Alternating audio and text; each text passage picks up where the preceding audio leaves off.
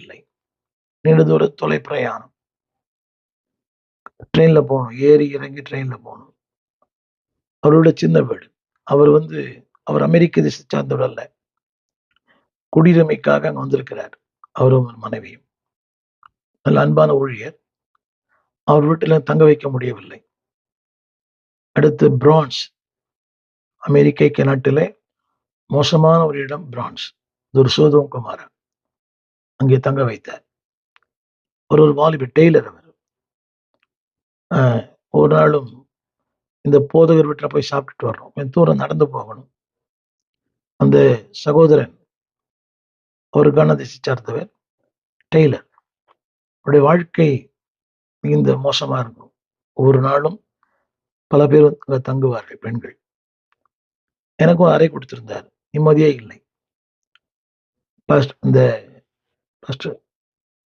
இந்த கானாவுடைய போதகர் அன்பானவர். எங்கெல்லாம் போகிறார், என்னை காலையெல்லாம் கூட்டிக் கொண்டே போவார். வாகனம் இல்லை. அவருடைய மனைவி சற்று வித்தியாசமானவர்கள். அவர்கள் அதை உபசரிக்கிற நோக்கம் இல்லை. அவர்களுக்கு தெரியாம எனக்கு சாப்பாடு கொண்டு தருவார். அவர் இன்றும் உயிரோடு இருக்கிறார். இது என்னுடைய முதல் அமெரிக்க பிரயாணம். அடுத்து நான் பிரான்ஸ் போனேன். அந்த பிரான்ஸ் சென்னைக்கு வர வேண்டும். அப்படிதான் தொலைபேசி இல்லை. மொபைல் போன் இல்லை. என் வீட்லயும் டெலிஃபோன் இல்லை. ஸோ என் மனைவிக்கு சொல்லியிருந்தேன், இந்த தேதிக்கு நான் வரேன்னு சொல்லி.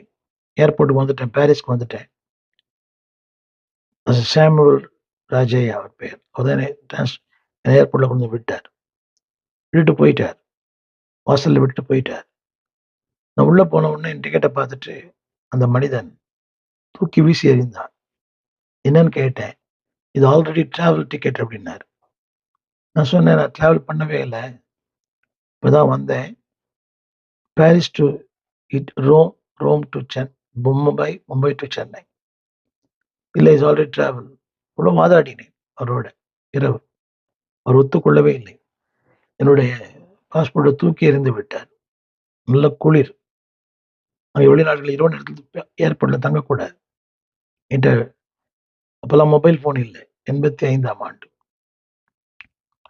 அதில் இன்னொரு பெரிய வேடிக்கை என்னவென்றால், அந்த இரவோடு என்னுடைய பிரெஞ்சு விசா முடிவடைகிறது. அடுத்த நாள் அங்க நான் தங்க வேண்டுமானால் நான் கைது செய்யப்படுவேன். ஒண்ணுமே புரியல. என் நண்பரை திரும்ப அழைத்தேன். அவர் ரொம்ப மிகுந்த அன்பாய். இன்னொரு விஷயம் என்னவென்றால், அங்கெல்லாம் கெராஜில் காரை விட்டுருவாங்க. அடுத்த நாள் காலையில் தான்